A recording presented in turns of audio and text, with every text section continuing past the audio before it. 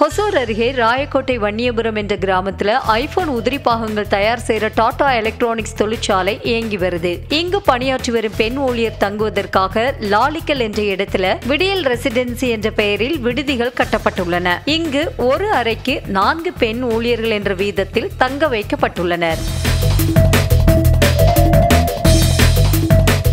இந்த நிலையில் விடுதியில் உள்ள பாத்ரூமில் ரகசிய கேமரா இருந்ததை கண்டு அதிர்ச்சியடைந்த பெண் தொழிலாளர்கள் உடனடியாக நிர்வாகத்திடம் புகார் அளித்துள்ளனர். பின்பு ரகசிய கேமரா வைத்தவரை உடனடியாக கைது செய்ய வேண்டும் என்றும் போராட்டத்தில் ஈடுபட்டனர்.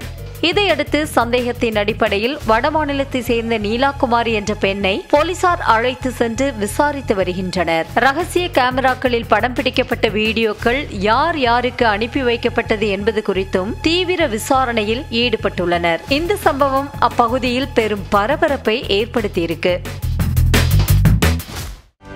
செய்திகளை உடனுக்குடனும் துல்லியமாகவும் தெரிந்து கொள்ள சப்ஸ்கிரைப் பண்ணுங்க.